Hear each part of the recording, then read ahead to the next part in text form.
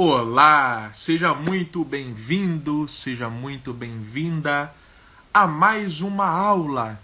Eu sou o Pedro Quintão e juntos iremos conhecer mais destes mistérios.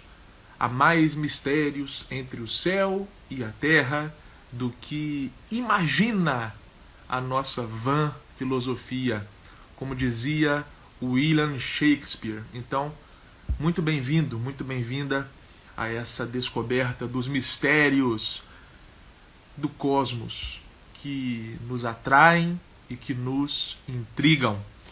Bom, hoje eu vou utilizar este livro do Mário Ferreira dos Santos. Lerei algumas partículas desta obra, ou melhor dizendo, lerei um parágrafo desta obra, e este parágrafo já será o suficiente para dialogarmos sobre diversos pontos. Então é o livro Convite à Filosofia e à História da Filosofia, do Mário Ferreira dos Santos, tá bom? Lerei uma partícula, portanto, desta obra literária, desta obra filosófica e, portanto, dissertaremos sobre. Bom, na página 27, Mário Ferreira dos Santos escreve o seguinte: podemos dizer que, quando os fatos são corpos, nós os intuímos por intermédio dos sentidos. Quando são estados de alma, nós os percebemos imediatamente, isto é, diretamente. Denominamos intuição essa capacidade de darmos conta dos fatos espaciais e temporais. Intuímos o sensível. Também se usa o termo intuição em acepção figurada, que é aplicada à visão ideal. Assim se fala em intuições intelectuais, poéticas e místicas. Então vamos lá, dando destaque a uma frase aqui.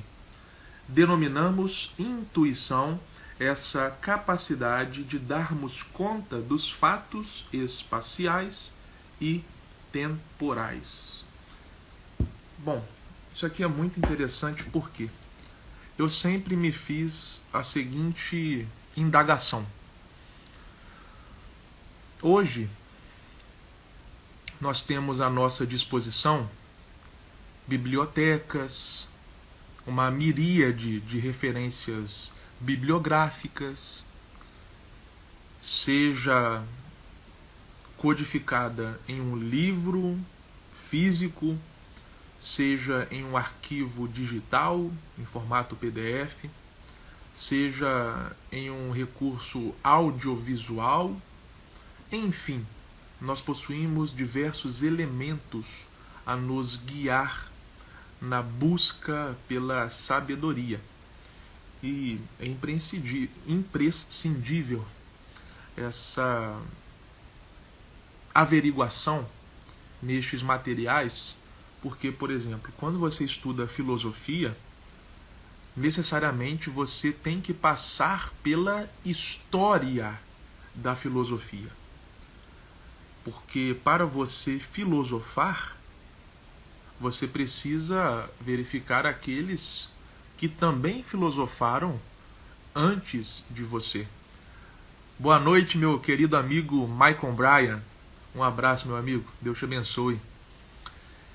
E já dizia o sábio, né, que nós filosofamos assentados nos ombros de gigantes. Por que isso? Porque tudo que eu falar hoje vai estar imbuído de pensamentos que outros outrora falaram. Tudo que eu falar hoje vai ser porque eu bebi na fonte dos sábios.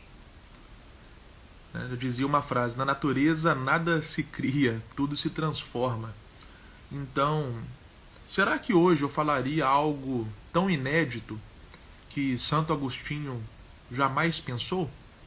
Será que hoje eu falaria algo tão inusitado que sequer Tomás de Aquino inferiu? Será que hoje eu falaria algo tão novo que Sócrates não tenha pensado antes? Então é por isso que nós filosofamos assentados nos ombros dos gigantes, daqueles, portanto, que nos antecederam, ou também que são nossos contemporâneos. Enfim, por isso que quando você estuda a filosofia, necessariamente você precisa passar pela história da filosofia, tá? Porque senão você corre o risco de achar que está inventando a roda. Então, eu sempre me perguntei, bom, como eu estava falando, como eu estava raciocinando, hoje aquele que deseja entrar no caminho da busca pela sabedoria, ele tem ao seu dispor diversos recursos, livros, materiais digitais, enfim. Portanto, há um ponto de partida, certo? Há um auxílio. Agora, porém, como Sócrates, Platão e Aristóteles faziam? Porque não haviam tantos recursos na época deles como nós temos hoje. Hoje nós podemos assistir a uma aula de filosofia, de teologia, basta acessar o YouTube, por exemplo. Hoje há livros em fácil acesso, de fácil acesso. Naquela época não tinha, né? Não tinha livros assim. Vide, por exemplo, um episódio bíblico no qual Jesus está na sinagoga e ele lê o rolo do profeta Isaías. Aquele rolo Jesus pegou na própria sinagoga. Jesus não tinha um rolo de Isaías na sua residência. Então hoje até isso nós temos, um fácil acesso a livros. Na época de Sócrates, Platão e Aristóteles não havia esse tipo de recurso. Como que eles faziam então? Se eles não tinham uma história da filosofia a recorrer, como eles faziam para filosofar de maneira tão brilhante? Inclusive eu falei de Aristóteles, estou com o livro dele aqui, Retórica, presente de um grande amigo, Israel. Obrigado, Israel, pelo presente. Então, assim, hoje nós nos inspiramos nesses brilhantes pensadores. Mas como eles faziam? Bom, eu creio que o Mário Ferreira dos Santos nos deu uma possível resposta. Eles utilizavam a intuição. Bom, o que é esse ato de intuição? Eu raciocinando aqui, ok? Mediante os meus pensamentos.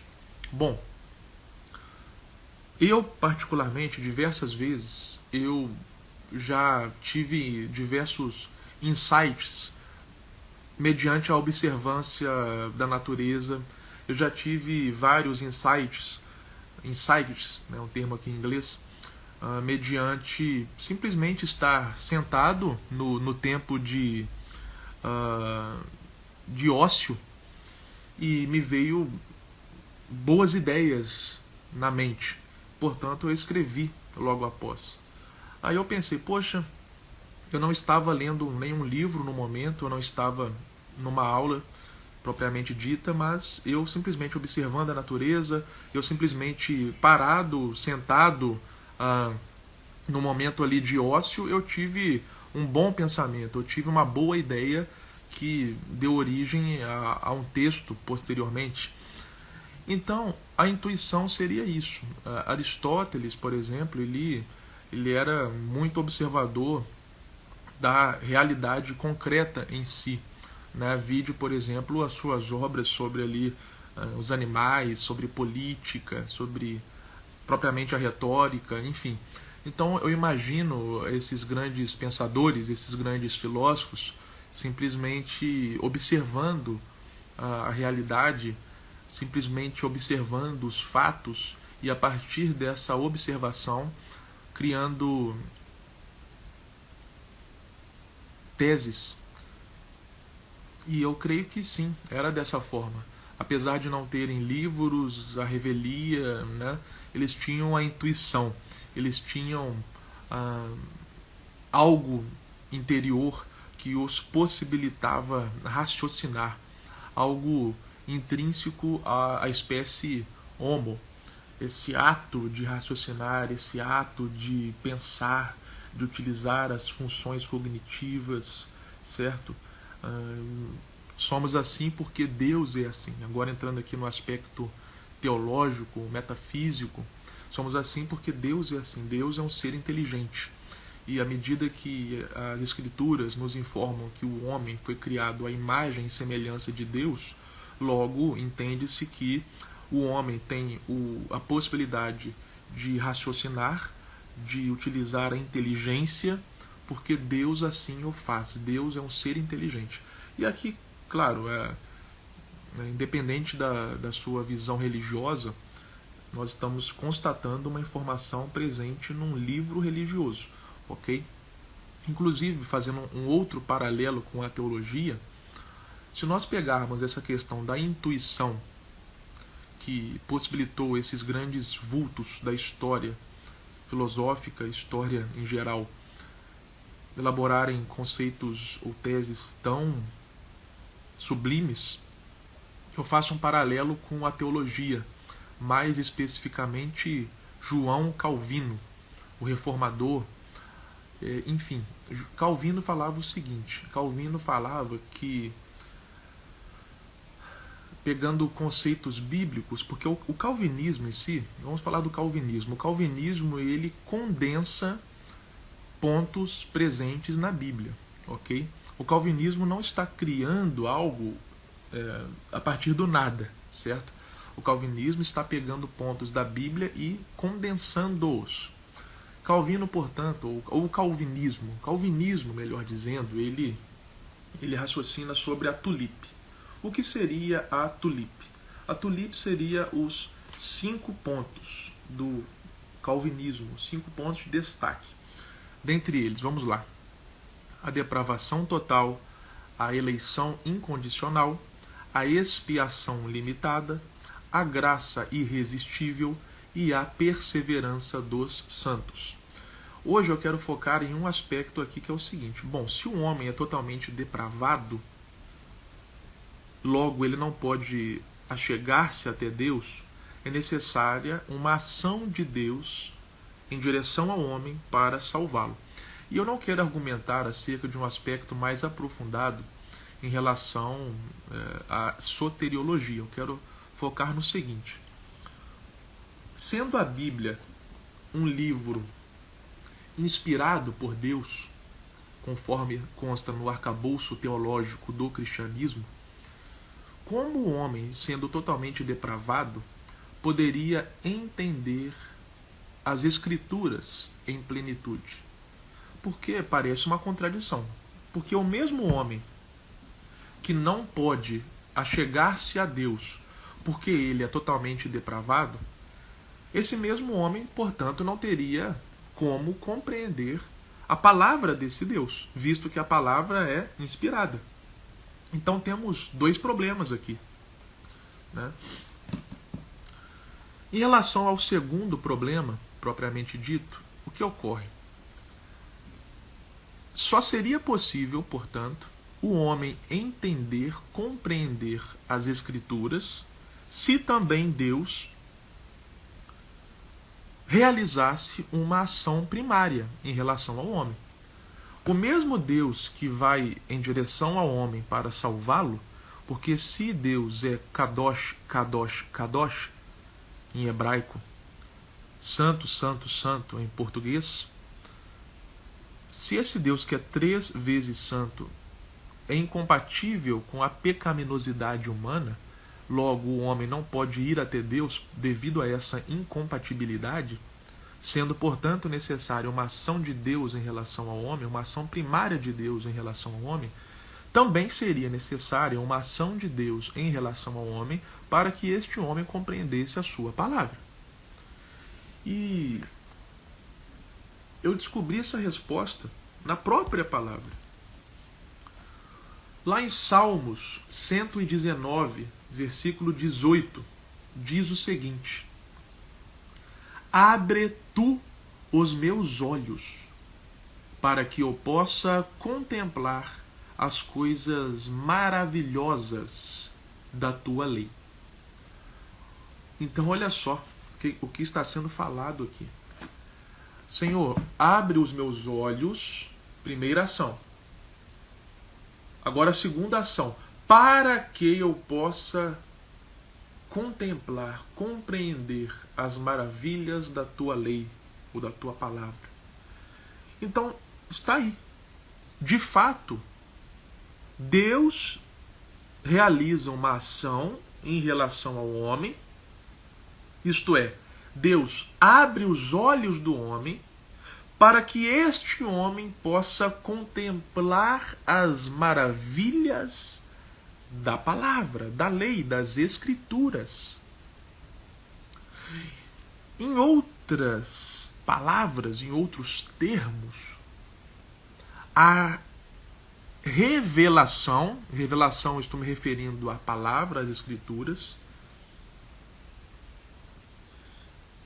a revelação somente é devidamente compreendida mediante a iluminação do indivíduo, da mente, das suas funções cognitivas.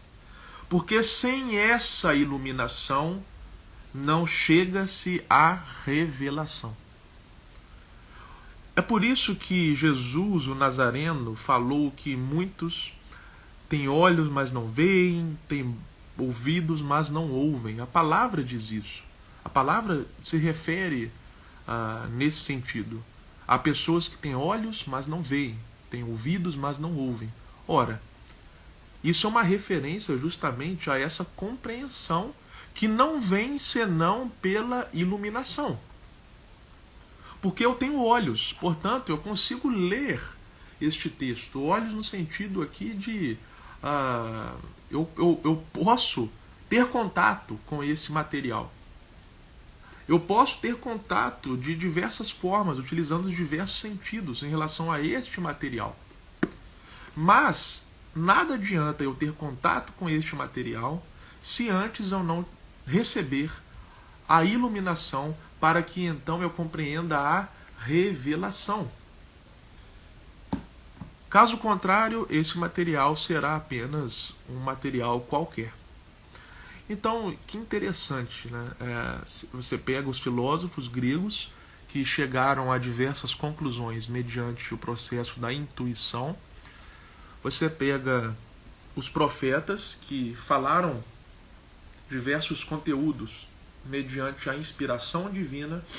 Você pega diversos autores, como por exemplo o apóstolo Paulo, que da mesma forma obtiveram essa inspiração divina.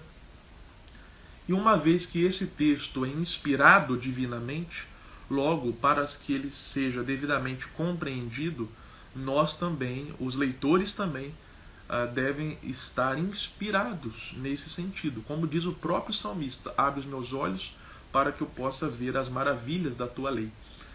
Então, utilizando essa obra do Mário Ferreira dos Santos, no qual ele aborda acerca da intuição, infere-se o seguinte: os filósofos, no caso, na ausência de uma miríade de materiais ou referências bibliográficas à sua disposição, eles utilizavam a intuição de maneira primária. Hoje nós temos livros, hoje nós temos materiais para consulta, nós temos uma história para consultar. E nós também podemos usar a intuição. Querido Vanderlei, grande mestre e amigo, também digo o mesmo para você. Obrigado pelas palavras gentis e carinhosas, tá bom? Um grande abraço, Deus te abençoe. Portanto, hoje, nós, apesar de termos, sim, à nossa disposição diversos livros, diversas fontes, diversas referências bibliográficas a serem consultadas, nós podemos também e devemos, creio eu, utilizar a intuição para chegarmos a teses, a conceitos, para elaborarmos raciocínios filosóficos nesse sentido. Não é porque hoje, esse é meu argumento, Aristóteles, falando aqui cronologicamente, Sócrates, Platão e Aristóteles, eles não tinham o tanto de referências bibliográficas que nós temos hoje. Então, na minha visão, eles utilizavam primariamente a intuição. Hoje nós temos uma miríade de referências bibliográficas. Todavia, isso não exclui o fato de que nós podemos e devemos, na minha visão, utilizar a intuição para filosofar. Ok? E filosofar, o filósofo é o amigo da sabedoria. Filosofia significa amigo da sabedoria. Né? Filo de filéu, sofia, sabedoria. Amigo do saber, amigo da sabedoria.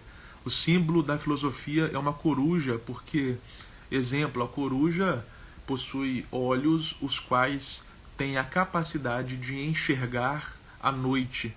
Então os filósofos enxergam aquilo que talvez outros não enxergam, devido a esse ímpeto investigativo, né? Investigar o cosmos, levantar os porquês. Afinal de contas, como dizia Albert Einstein, o que move o mundo não são as respostas, antes são as perguntas. Ok? Bom, essa é a aula de hoje. Nós falamos de intuição, de inspiração, de revelação, de iluminação, né? Relacionamos filosofia e teologia como desde a antiguidade se faz, como os clássicos assim o fazem. Portanto, busquemos essa sabedoria sempre e clamemos por essa iluminação. Eu citei um contexto religioso, né, quando Deus ilumina, mediante o que o salmista diz. Mas, independente dessa questão da religiosidade, ainda assim é válido esse ímpeto de desejar ser iluminado.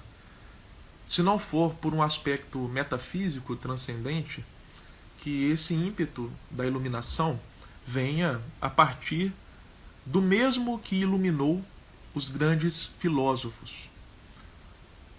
A mesma questão singular que havia na mente destes grandes vultos, que esteja na nossa também, ok? Um grande abraço e até a próxima.